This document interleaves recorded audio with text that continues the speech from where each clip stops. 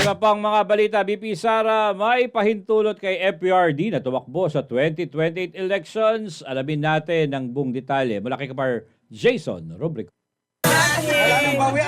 Sa panayam kay Vice President Sara Duterte sa The Hague, Netherlands, ibinahagi niyang napag-usapan nila ng kanyang ama na si dating Pangulong Rodrigo Duterte ang tungkol sa 2028 elections. Ayon kay VP Sara, may pahintulot na siya mula sa dating Pangulo na tumakbo bilang presidente.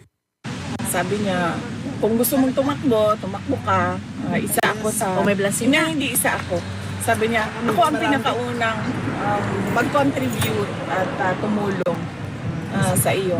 Sabi niya, sana lang ay nasa labas na ako sa kampanya kasi gusto ko mga-kampanya. Pero sabi niya, pag sinabi mo sa akin na tatakbo ka, sabi niya, blessing na. ako yung unang...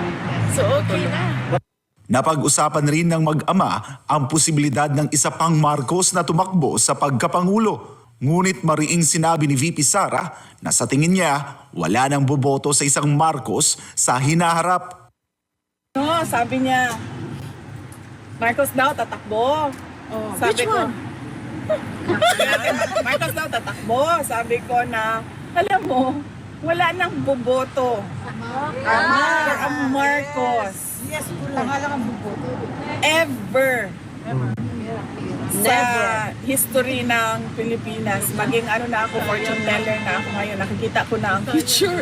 Sabi ko sa kanya, walang boboto sa mga Marcos na for president.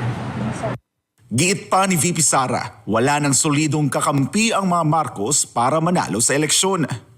Kasi unang-una, sino ba ang kakampi niya? Yes.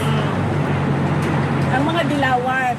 Ang mga dilawan, pagdating sa eleksyon, pagdating sa selection, pipiliin nila dilaw. Hindi yan pipili ng Marcos. Sabi ko, sino pa ang kasama niya ngayon, kaalyado niya ngayon, Makabayan. Sabi ko, kung ang Makabayan pipili, para nila lang give up yung kanilang money-making filosofiya na ano sila, na gusto nilang pabagsakin yung administrasyon at gusto nila sila yung i-install na gobyerno. So, sino boboto? Wala na boboto sa... Paliwanag pa ni VP Sara, batid umano ng mga Marcos na wala na silang sapat na suporta. Matatandaang noong 2022 elections ay kinausap pa siya upang makipag-tandem kay Pangulong Ferdinand Marcos Jr. dahil alam nilang matatalo ito kay Leni Robredo kung mag-isa siyang tatakbo. Para sa Diyos at sa Pilipinas kong mahal, ako si Jason Rubrico, SM9 News.